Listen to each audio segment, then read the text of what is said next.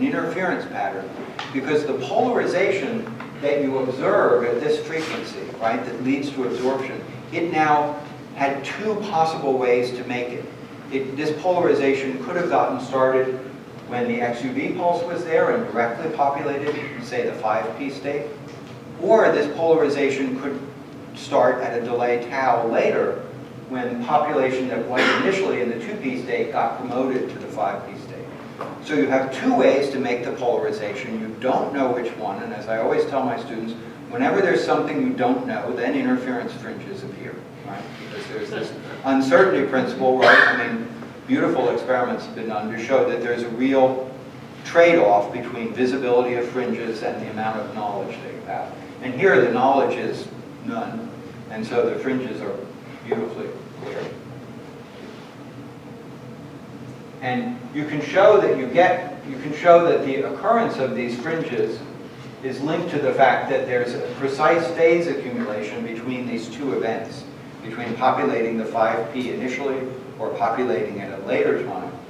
And so the appearance of these fringes and where they sit, actually you can back out of that, and in the paper we wrote it's done, that actually this second order process, this two-photon process, is happening at one of the peaks of the IR field. You can show that if it was happening just sort of randomly, then we again wouldn't get these nice interference fringes, because we would be integrating over more time than that. Oh, I don't have that slide, but also there's an intermediate process here that helps this two-photon process go on. There's like a 3s state that sits in here, and it helps this process go. And this one photon absorption that then leads to the second photon being absorbed, this can also add an extra phase. And it depends, this extra phase, of course, depends on whether the first photon brings you below the resonance or above it. You'll get a pi phase shift. A pi phase shift in the delay spectrum is equivalent to a quarter cycle shift. And so when we change the IR wavelength such that the first photon, instead of being below the dark state, is above it, we see this whole pattern shift by just a quarter of a cycle. So you can do all sorts of nice things like that. Okay. The IR coupling that leads to these sidebands, you don't have to think about it in much more detail than sort of a 3-level or even just a 2-level model. And so where you're in the ground state, some population gets put in a bright state, and then the IR couples you to that. And you basically, what you can work out is that the single atom response around the bright state is given basically by the real part of the Fourier transform of the amplitude, of the time-dependent amplitude to be in this state. So it really is that we're putting some amplitude in the bright state and then we're messing around with it. And that leads to a complicated behavior for the amplitude to be in that bright state, and that's what gives rise to the absorption. So let's just look at the feature that's around the bright state, this 2p state. And in this case, I have the 2p state, I have an IR photon spacing here, and the 2s state is far away from the 2p state. So in other words, this transition is detuned. And now I want to look at how this absorption, this response, changes as a function of the detuning. So I'm just going to artificially move the 2s state around and see what this response function looks like. And it's really changes a lot depending. So it goes from where, now I have to push the right button. When I'm far detuned, I'm going to make it go a little bit more than that. When the two states are degenerate, then the photon, the transition is very, very far detuned. And I get what look, these things that I've been calling light-induced states. If I change the detuning such that I'm almost in resonance, I get something that looks like an Adler-Towns splitting. And in this case, I can actually see how the Adler-Towns spectral modification happens. It happens by taking the population and cycling it around from the 2p state to the 2s and back and around and again and again and again. Every time you go around, you get a new feature coming out, right? And so I don't have time to go through this in detail, but you can really, if you can measure one of these things, you can really see how the Altler-Towns feature builds up in time. If you're detuned, you get these light-induced states. So there's no real fundamental difference between seeing the light-induced states or seeing an Altler-Towns feature. It just has to do with the detuning between the bright and the dark state that are being coupled. Yes? What are the colors telling you? The amount of stuff. So the red is a lot of absorption, and this is a little bit of absorption. And the really dark, there's some really dark blue along here, which is emission. And I just want to say, we talked about the response function. If I were to integrate this over all frequency at every delay, I would get the same answer at every delay. Okay? Because I'm just putting a certain amount of population there, right? So the total energy absorption is not changing as a function of delay, because I have just one pulse, one XUV pulse, one IR pulse. But I'm moving it all around. You can think of this in a flow K picture. I don't, unfortunately, have time for that. I want to kind of leave some time for Paul to talk.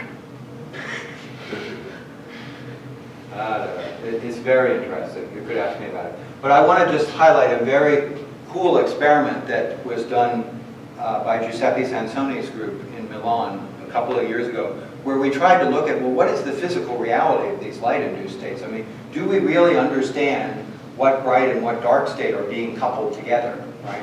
Because the dark states are never seen explicitly, right? What you see are these light-induced states, which are the fingerprint, if you will, right, in the spectrogram of this coupling, but you don't have that state exactly. So here's what they did. In helium, again, we had talked about that you have the 2p state, 1s2p is a bright state, and we talked about that the IR laser could couple you to the 2s state and give you a feature that you might call 2s minus, or a feature up here that you might call 2s plus. The 3p state could also couple to, the 2p could also couple to the 3d dark state, give you light-induced features that you would call 3d plus and 3d minus.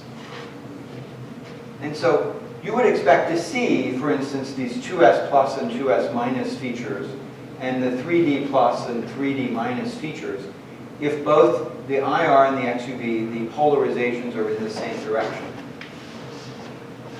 Now, what happens if you turn the polarization of the XUV field? Then what happens here is that if the two polarizations are parallel, then the IR field is able to take the population that you excited to the 2p, m equals 0, and couple it to the 2s. And couple the 3p to the, couple the 2p to the 3d and make these light-induced features. But if you turn the polarization by 90 degrees, now you have population in the 2p m equal plus 1 or minus 1 states, and the IR laser cannot couple that to the 2s state, which is m equals 0. So that light-induced state should go away. Now the 3D states, there are ways to do this coupling with m equals 0 or m equal 1 or m equal 2, so some of that should survive. And so they did this experiment. So here's the theory first. The spectrogram for the aligned pulses looks like this. So look at this area. And as I rotate the polarization, the 2s plus feature goes away. The 3d minus feature stays. Here's the experiment. It's, again, the CE phase is not locked. A lot of things. But you see these light-induced states, light-induced features in here. There's a 2s1 and a 3d1. And as they rotate the polarization, they really see these features go away, and it really cleans up what happens here. You should see that again. So you're seeing these light-induced features. We're predicting some of them go away and some of them stay. And that really does happen. So that was very nice. We also do full dimensional calculations in helium. This has been a big deal over the last couple of years. Thomas Pfeiffer's group has been doing transient absorption near the autoionizing resonances in helium. So we've been doing full calculations using a code that was written by Shashu Wang, who's a member of our group. And all I want to highlight here is that this is above threshold in helium. It's near 60 eV, where you have a bunch of autoionizing resonances, which are basically just doubly excited states that live for a while and then fall apart. And you see all the same sort of things. You see modification of here's a bright state, because it's basically what you would call the 2p, 2s, 2p doubly excited state, and it couples to some dipole not allowed, so some dark doubly excited states to give you modification of the absorption features. It's better to actually plot this spectrogram taking the different regions of it and rescaling the axis so that you can see that actually in this absorption spectrogram there's actually many, many different features that look exactly like we were seeing at the single atom. There's modification of the bright state line. There's a lot of light-induced states. I want to talk about just one of them. There's two states right around 60 eV that get strongly coupled by the field, and they're essentially degenerate. So they make a light-induced state that is above and below. And what I want to, so you know that there's a bright state and a dark state that give rise to this coupling. And you can ask yourself now, well, what about that dark state? What do we know about it? And the answer is very little, because it's not seen in spectroscopy. The only way to see it previous to this would be to turn on a very strong electric field and try and break the rotational symmetry, and so make these previously unallowed transitions allowed.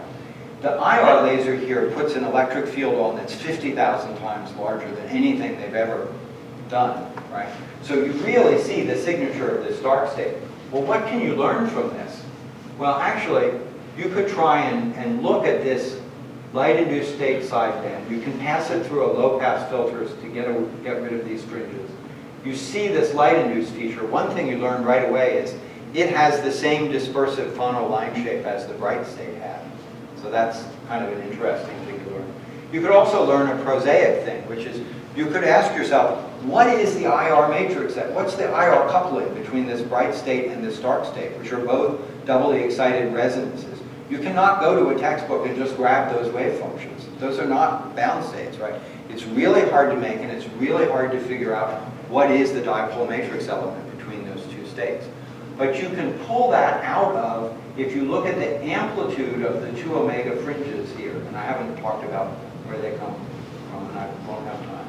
But the point is, you can prove that the amplitude of these 2 omega fringes is proportional to a whole bunch of stuff that you know, times the matrix element that you don't know squared.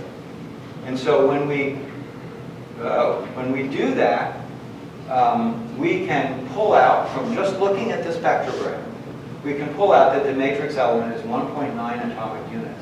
I would say very close to the 1.7 that we laboriously calculated from calculating resonant states. So that's a kind of a use for that. I want to just quickly say something. Our postdoc, Mengshi Wu, likes to think about this as a signal processing problem. So I promised him I would say a few words about that. Basically, there's a little comment here which we can look at later. This either. But you can basically say, let's say I'm looking at a spectrogram like this and I have some feature and I think it's due to a light-induced state. I can try and cook up some theory and then say, does my theory match that like I was doing before? But the signal processing way to handle this would be to say, I'm just going to calculate a whole bunch of different spectrograms, assuming a whole bunch of different dark states that are somewhere. And then I'm going to sort through the catalog of spectrograms that I calculated and see, can I pull out information about the dark state? And the short answer to that is, yes, you can. You do it by what the signal processing people call calculating the correlation. This is almost like the convolution, except it's not. The convolution would be a minus sign here, it's a plus. But this is a way to pull out, does a signal, an actual physical signal, exist within a noisy background? And I just want to say that, so what Mengshi did was calculate a whole bunch of different spectrograms and then compare them via this correlation to the actual spectrogram. Here is, this index just shows you the index of all the possible spectrograms. And this correlation, the way that we've done it, when it matches really well, you get a minimum. And I just want to say that the two minima, the minima that we get here and here, correspond to the correct position of these two dark states that we didn't otherwise know. And this is, again, for a student, you always want to learn techniques, right? You always want to learn, if you can learn signal processing, just like 10 and 15 years ago, a lot of people in physics and chemistry learned a whole lot about neural networks and learning algorithms because they were thinking about quantum control.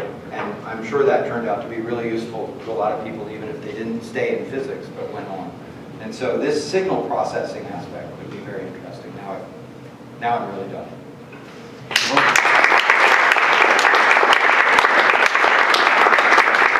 Thank you, Ken. This was another beautiful lecture. Let's see who wants to ask a question. Ken, when you were talking about the helium absorption as a function of detuning, you made the comment that if you integrate everything at each detuning, you get the same result. And my question is, if you're on resonance, will you absorb more than if you're detuned from resonance? The XUV pulse is very broad and it doesn't change. And so you're always absorbing the same amount of energy from the XUV pulse.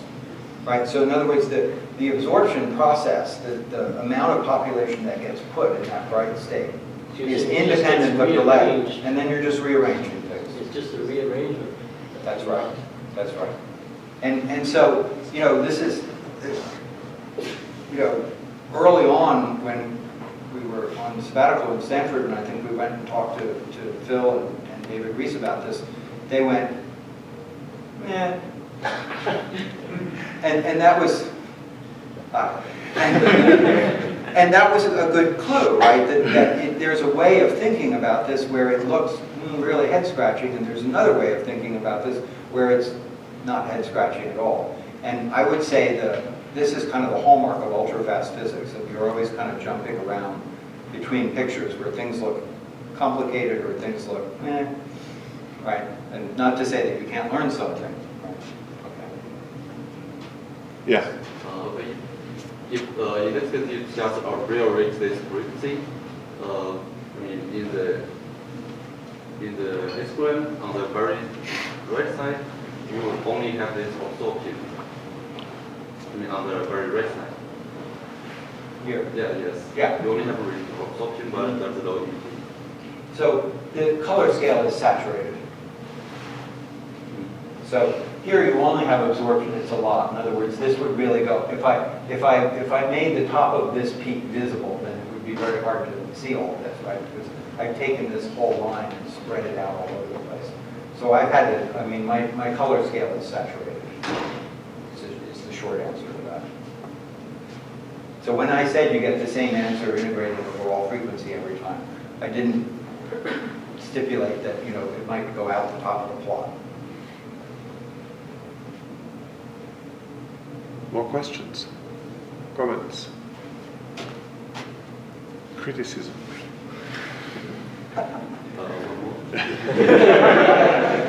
Sure. Okay. Here, I'm wondering what kind of wave function do you use here? You use the bounces, you use bounces to the calculation, or you? So we do the calculation a lot of different ways. We use bound state wave functions. We do the same numerical calculation that we always do. You get the same answer each way. In other words, the nice thing about it is that the different features that show up in the spectrogram are due to specific strong couplings that observe. So you can kind of, even though the spectrogram looks very complicated, and you can calculate it with a lot of different states in there, you can also take the features apart into, what coupling is causing this and what coupling is causing that. Yeah. So once you know what's going on, you can calculate some of the things really simply, just using some bound state wave functions. But before you know what's going on, you can calculate the whole thing just using a numerical wave function that includes ionization and all sorts of things. because here you use this field is very strong. So do you also include the slot effect? You have Yes. strong electric field. Yeah. Yeah, because for instance, down here, near the 2p state, the entire, what you think of as the Stark effect is almost exhausted just by the coupling to the 2s and the 3s. That's actually what makes the Stark shift. Whereas if you have the higher lying states, the Stark shift, you have to integrate over a lot of things, and then you get the fundamental shift. So in the full calculation, we have all the Stark shifts and everything. They're all in